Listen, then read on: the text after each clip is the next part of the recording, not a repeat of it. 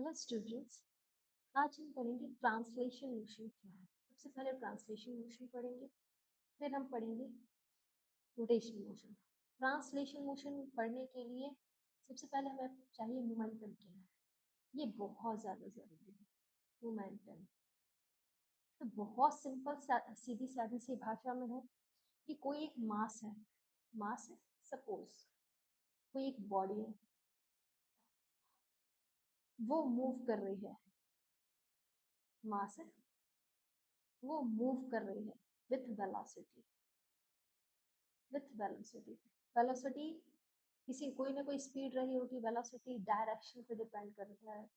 We know velocity direction पे depend करता है। तो कोई बॉडी एम मास की किसी पर्टिकुलर डायरेक्शन में मूव करती है, किसी पर्टिकुलर स्पीड से मूव करती है, किसी पर्टिकुलर वेलोसिटी से मूव करती है, दैट इज कॉल्ड मोमेंट। अगर सीधा साधा एग्जांपल लिया जाए तो वो सीआईडी में दिखा है दया भाई, वो क्या है, उनका मास, सपोज कोई पतला सा आदमी है, उसको उसका मास क्या है, बहुत कम। तो उसको किसी डायरेक्शन में दौड़ना है और दौड़कर वेट तोड़ना है। तो मास क्या है, कम। वेलोसिटी सेम है। अगर ये इस डायरेक्शन में नहीं दौड़ता, इस डायरेक्शन में दौड़ता, तो क्या गेट नहीं टूटता। अब तो इसका मास कम है, तब भी गेट नहीं टूटेगा। और हम ले आएंगे दया भाई को क्यों लाया जाता, क्योंकि उनके पास क्या है, मास ज्यादा है। उसी वेलोसिटी से भागेंगे, वही डायरेक्शन है, उसी वेलोसिटी से भागेंगे तो गेट टूट जाएगा। ये गेट टूट जाएगा। ओके, तो मैं बताना ये चाह रही हूँ कि मोमेंटम क्या है। मोमेंटम क्या है, कोई बॉडी है, एम मास की है, और वो एक डायरेक्शन से किसी स्पीड से भाग रही है। डायरेक्शन में किसी स्पीड से भाग रही है। जब स्पीड के साथ डायरेक्शन भी ऐड होता है तो हम क्या बोलते हैं, वेलोसिटी। तो हम डिस्प्लेसमेंट काउंट करते हैं। तो समझ में आया मोमेंटम क्या है। मोमेंटम इज, इसलिए मोमेंटम का फॉर्मूला क्या डिनोट किया जाता है, इससे मास इनटू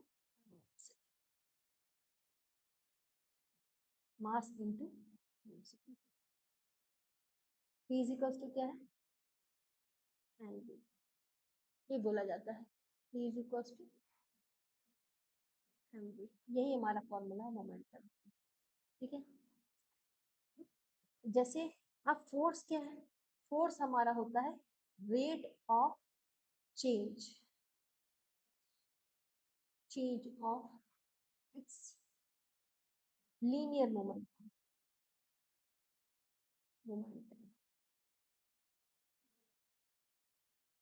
तो क्या है, रेट जिसके आगे जुड़ता है तो मतलब किससे रिलेशन है, टाइम से रिलेशन। किससे रिलेशन है, टाइम से। अगर टाइम के हिसाब से कोई चेंज नहीं है तो क्या लगा देते हैं हम, rate of change of its linear momentum. तो फोर्स क्या है, यही मोमेंटम जब टाइम के हिसाब से चेंज हो, टाइम के हिसाब से D D by D T क्यों लग रहा है, चेंज हो रहा है, टाइम भी चेंज हो रहा है और लीनियर मोमेंटम भी चेंज हो रहा है। तो ये हमारे लिए क्या बना देता है, ठीक है। फोर्स क्या है, dp by dt is equal to force. अब हम dp बाई dt को क्या लिख सकते हैं, mass into velocity. Mass will be constant, तो मास बाहर आ जाएगा एंड dv बाई dt। ये हमारा क्या है, फोर्स है। तो आप लोग को पता होगा एक्सेलरेशन, एक्सेलरेशन मुझे बताने की जरूरत है। Rate of change of velocity, velocity का रेट ऑफ चेंज क्या हो जाता है, एक्सेलरेशन। उसको क्या लिख सकते हैं, rate of change of velocity. तो इसको हम एक्सेलरेशन लिख सकते हैं। तो हम इसको क्या लिख देते हैं, mass into acceleration. That comes here. Okay, आया। That is called translation motion. Okay, F is equal to क्या आ जाता है, मास इनटू एक्सेलरेशन, और M is equal to dv by dt। Understood.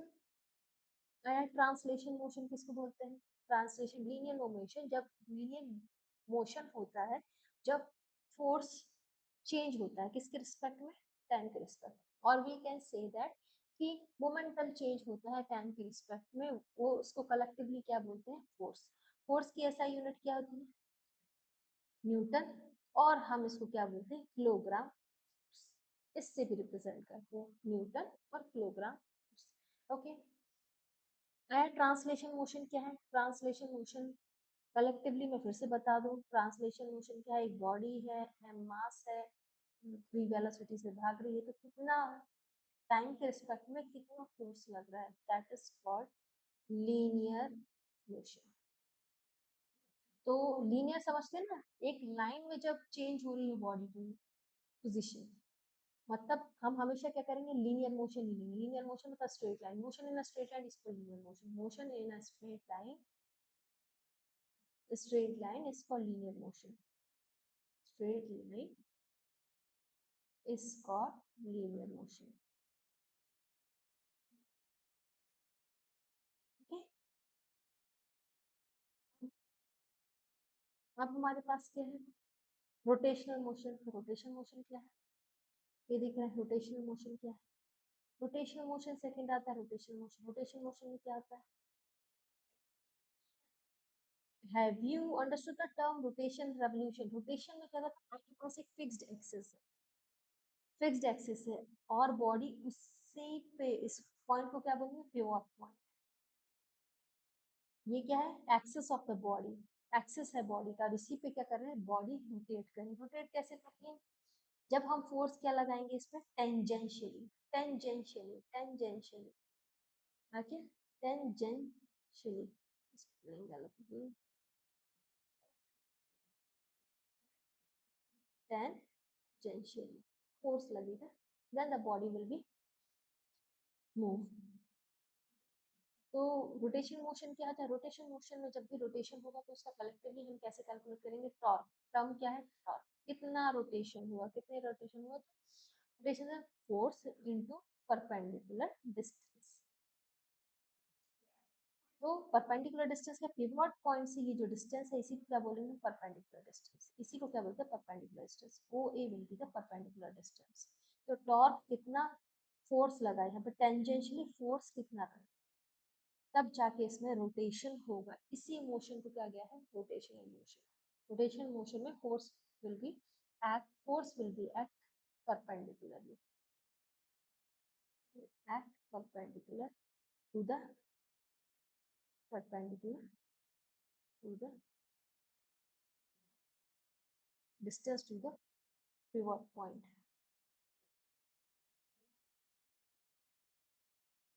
pivot. Okay, तो रोटेशन तभी होगा जब फोर्स टेंजेंशियली एक्ट करेगा किस पे, परपेंडिकुलर डिस्टेंस पे, देन तब भी रोटेशन होगा। और कलेक्टिवली कितना रोटेशन होगा उसको हम किससे कैलकुलेट करते हैं, क्योंकि जब लीनियर मोशन होगा तो हमें टर्म क्या ऐड करनी पड़ेगी, मोमेंटम। मोमेंटम को देखना पड़ेगा कितना मोमेंटम होगा, रोटेशन हो रहा है तो हम क्या बोलेंगे, तो आपको देखेंगे। Have you understood?